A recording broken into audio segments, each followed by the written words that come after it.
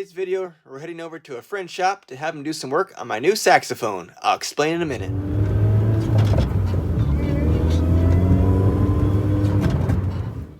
What's going on, guys? Hey, Mike. How you doing?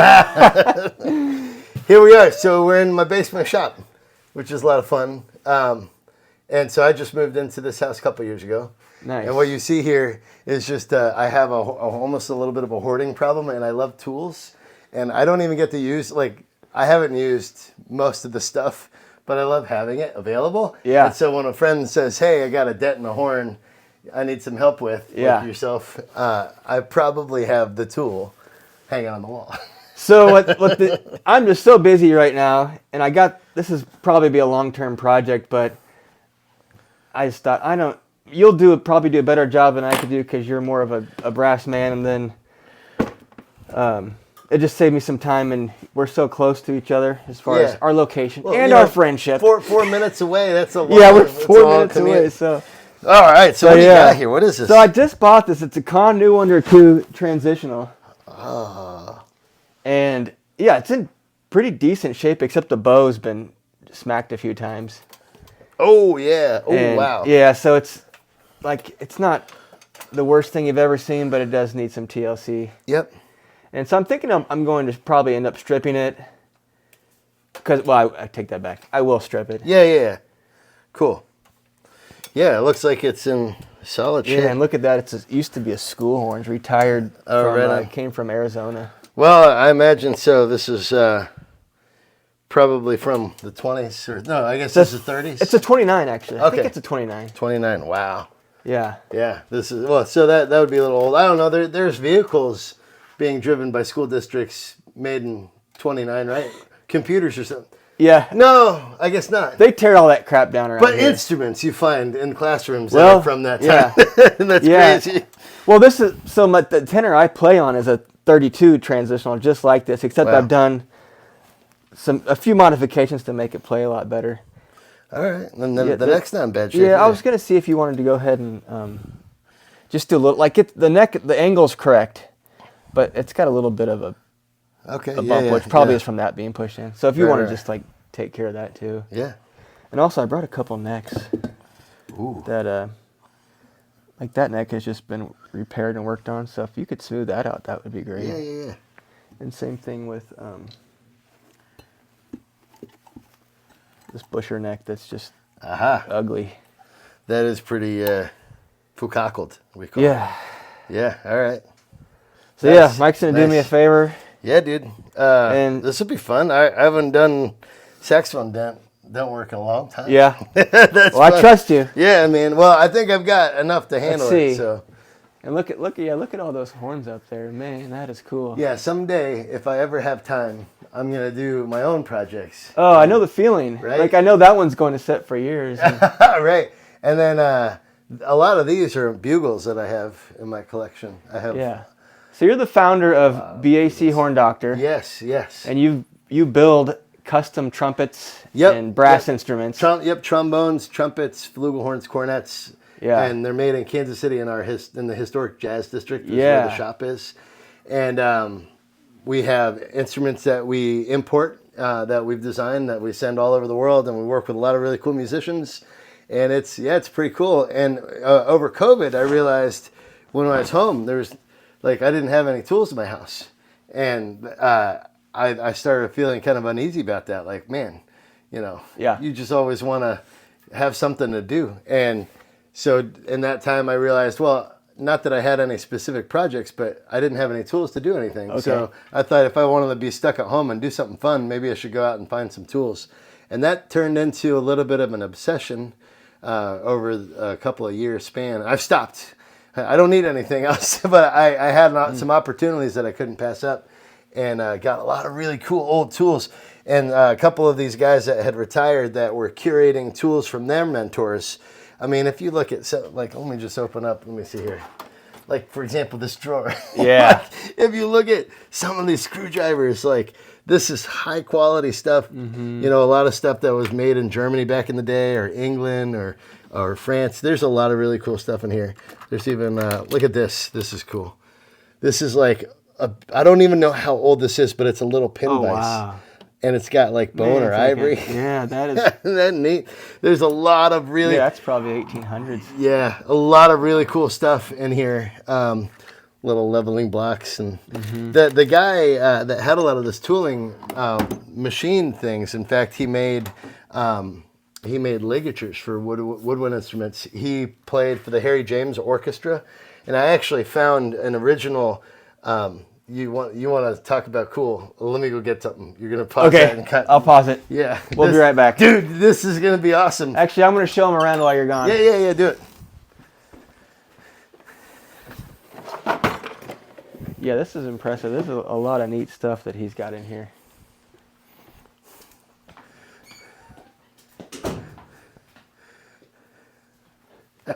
Yeah, Mike was saying, don't show the shop, it's so messy, and it's funny, I do the same thing. Like if I do anything in the shop, I spend like 4 hours cleaning it, but then I come over here and I was like, no, it looks cool like this. right. But for me, it's like, oh, I gotta polish everything. Yeah. I mean, it never looks how you want it to look. Right. All right, so this is going to blow your mind. Okay. Because I actually literally, after I'd gotten all these tools, I had gotten some like little tool benches with stuff on, stuff in them in the drawers.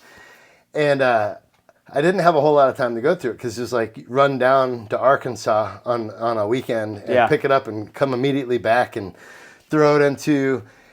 this was kind of in transition before we moved, and some stuff had to go to storage. And in one of the drawers here just a couple months ago, so a year and a half later, wow. I found this. And I just about, oh man. So this is a contract from the CG Con Company of Boston. So back in the day, the CG Con had stores in the big cities like New York, Boston, Chicago. This is literally a contract from CG Con in Boston on March 18th, which is really weird because that's March 18th is the day I lost my finger. Oh no! Which is kind of funny. Anyway, well, that's not that funny. This is for right. This contract was written for one of the technicians that owned most of these tools that I've got now. His name was Bill Luther. So this is signed out to William Luther. Bill Luther played for an iconic band, and I'll point that out here in a little bit. But this is his contract for a tenor saxophone, for a con tenor saxophone, serial number 282,000. Okay. 1939, and if you're looking at this horn right now, this is crazy. So you're looking at this. This is from 246,000. So this is not a long time. I probably have a 280. I feel like I have a 280 10M. Oh man.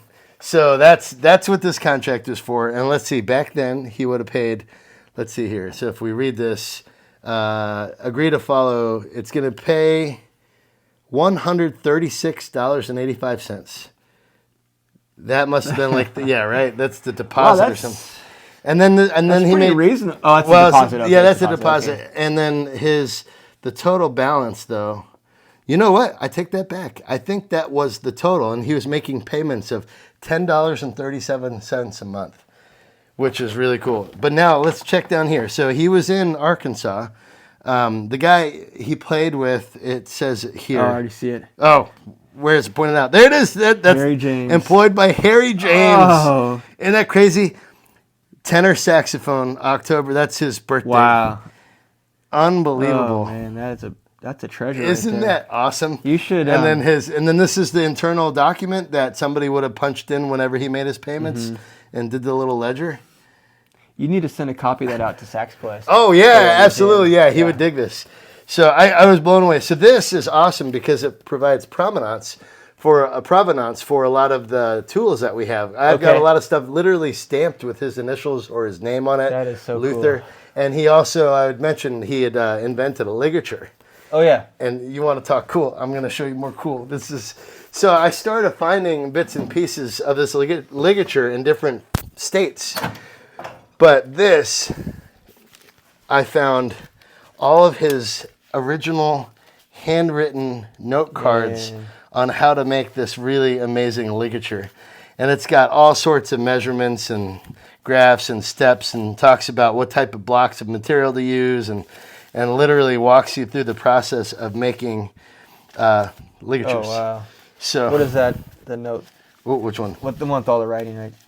right there. This one. So let's see here. Put ligature on mandrel.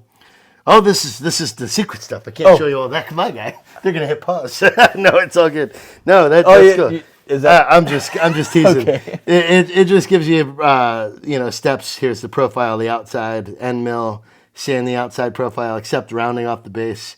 So it just literally has step-by-step instructions on how to make that ligature, which is really cool. That is cool. So anyway, there's a lot of treasures. I haven't even had it. time to go through all of these drawers.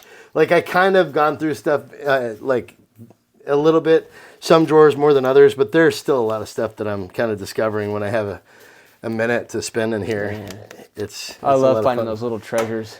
Yeah. I mean, buying a saxophone that still has a bunch of paperwork. I have a Busher from the 20s, and I feel like the price on it was $180. Oh yeah, and it's an alto sax. So yeah, that's cool. I actually have a trombone. I don't think it's here, but I have a beautiful King trombone that's a 3-digit serial number, and it's got this elaborate engraving on it. Yeah. And one of the things I love about this moment in history for instrument makers is right in the middle of this beautiful engraving, and the horn is in excellent condition.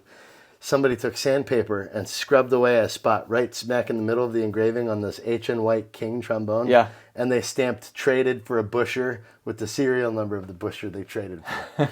So it kind of is like, they liked ours better than yours. And they stamped it on the horn. So kind of a different time in the world. Yeah, look, I got stuff like this too. Daryl at the shop does hand engraving. Oh, yeah. And I actually have a bunch of gravers. At some point, it would be kind of cool. Maybe if my daughter wants to learn how to do engraving, I've got all the. Daryl's done a couple of saxophones for me. Oh, nice! Yeah. He is awesome. So anyway, and this is the I got another thing I'm going to show you. Hold on, this is great. Oh man. Okay, let's go back over here.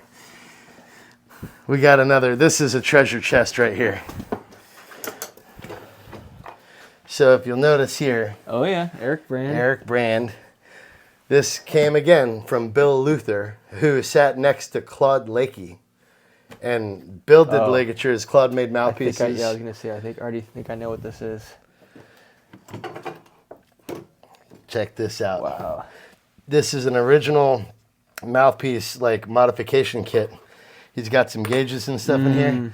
But wait, there's more. Oh yeah. Oh wow. Now in here, if I can do this, and here you're gonna find not only, this is so cool, not only is there sandpaper from back in the day when they knew how to make sandpaper, like some of the stuff in here is really cool. Like the back of the sandpaper, look at this. Just really cool stuff. Like they really cared about what they were doing with what. I have some paper with that. Oh, nice. So now we'll also draw your attention to this, because there are notes that I found that he had made, and just reading some of the information on some of these notes. Like there's just some random numbers on this, but let's see. I think this is Abbott Music Company. No, this is. Oh, here we go. Look at that. Brillhart alto. Oh. And it's got these handwritten notes, mouthpiece lay. And I don't know what these are. But there's a couple things in here mixed in with his handwritten notes on how he opens stuff up. And you're looking at these and that's exactly what this is for too. He's got, this is tip openings. Mm-hmm. I don't know for what, because he's not around. He died long ago. Can't ask him. But anyway, that's kind of cool. That is very cool. But there's more notes. Well, there you go. So if you want to reface a vintage mouthpiece, what better to have available than vintage mouthpiece crocus cloth sanding stuff? I don't know. Pretty cool. And it's really important to pass our knowledge on this craft on to other people. Oh yeah, absolutely. And that's something I always knew, and that's one thing with the YouTube channel I'm hoping I can do a little bit of. Nice. Yeah. I think that's important. The guy that retired, I don't know a lot of people that would embrace the history as much of like where the tools came from, Yeah. and be a little bit more mindful about if I'm gonna get rid of something I don't need, finding somebody maybe that would appreciate what it is, so they understand. Hey, the guy that owned this, Yeah. this is what he did. Now it's going to be difficult while I don't reface mouthpieces because of that hoarder bug that I have to ever get rid of this. But if I did, I would want to make sure that whoever gets it understands, where it came from and the history behind it, because I think that's as important as the craft of what we're doing. On its own. Because we're still playing on those those facings. Yeah, that exactly. These guys put together because they're so good. Yeah, you'll preserve this. You have the space to preserve it and even display it if you needed to at the factory, and then plus like there's like the Sax Quest and your buddy Ray out in Ray Nagora. Yep. He's got I don't know what his museum's like, but his engraving museum. It's pretty awesome. Yeah. Well, there's outlets to preserve and display this stuff for people that care. Yeah, there's so many fun little treasures, but I've given stuff. Well, not a whole lot of stuff, but hey, there's an old Brillhart box I don't need, so I'll just give it to Sax Quest and say, hey, oh yeah, nice. Throw this. Maybe do something with it. Yeah. Find a Brillhart mouthpiece to go in. Yeah, or just put it if it's something cool, put it on display. Yeah.